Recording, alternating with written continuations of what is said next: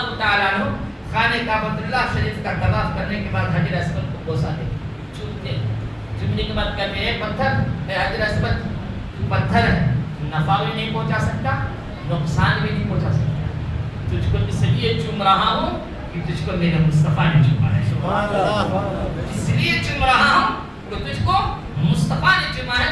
بعض میں مولا علی مشکل کشا داماد مصطفیٰ بھی کھڑے کہا یا رب میں نے مصطفیٰ سے سنا ہے کہ پتھر بھی نفع پہنچاتا ہے نقصان سے محفوظ کرتا ہے، پتھر بھی نفع پہنچاتا ہے اور نقصان سے محفوظ کرتا ہے۔ حضرت عمر فاروق اعظم رضی اللہ تعالی عنہ ارشاد فرماتے ہیں اے داماد مصطفیٰ وہ کیسے؟ میرے آقا والی مولا علی فرماتے ہیں کہ جو مسلمان حجر اسود کو چومتا ہے اللہ اس کے سارے گناہوں کو اس پتھر میں بےبس کر دیتا ہے۔ اگر کوئی کافر حجر اسود کو چھوتا ہے یا بوسہ دیتا ہے تو تمام مومنوں کے گناہوں کو لہذا کافر کی طرف منتقل کر دیا جاتا ہے۔ یہ حجر اسود پتھر نفع پہنچایا نقصان پہنچایا نہیں پہنچایا؟ پہنچایا نہیں پہنچایا؟ یہ کس نے لکھا ہے؟ ایک کتاب ہے فضائل حج، نوٹ کر لیجیے، کتاب لکھنے والا مولوی کا نام ہے مولانا زکریا جو دارالعلوم دیوبند کے بہت بڑے محدث مفکر بہت بڑے عالم دین، اور ایک مولانا ہے مولانا حسن عبد المعبود نقوی جو سہارنپور، یہ بھی کون ہے؟ دیوبندی ہے۔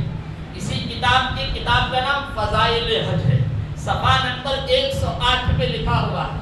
یہ حدیث لکھتے ہیں کہ حجر اسود کا پتھر نفع بھی پہنچا سکتا ہے اور نقصان سے بھی بچا سکتا ہے، یعنی نقصان بھی پہنچا سکتا ہے۔ غور کیجیے گا، ایک معمولی پتھر حجر اسود، یہ تو پھر کیا لکھتا ہے؟ یہ اپنے سے نہیں، اللہ کے فضل سے، اللہ کے کرم سے، اللہ کی عطا سے۔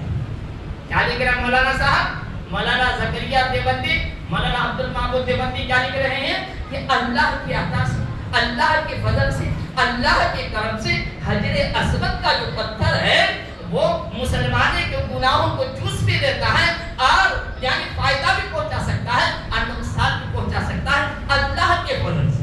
اس سے اللہ کے فضل سے۔ اب آئیے عزیزان گرامی دوسری بات، عقیدے کو کھولیں۔ ہم مسلمان انبیاء کرام کو بھی مدد کرنے والے مانتے نہیں مانتے؟ صحابہ کرام کو مدد کرنے والے مانتے نہیں مانتے؟ اللہ کے نیک بندے نفع پہنچا سکتے نہیں پہنچا سکتے؟ نقصان سے بچا سکتے نہیں بچا سکتے؟ بھئی ہمارا عقیدہ بھی یہی ہے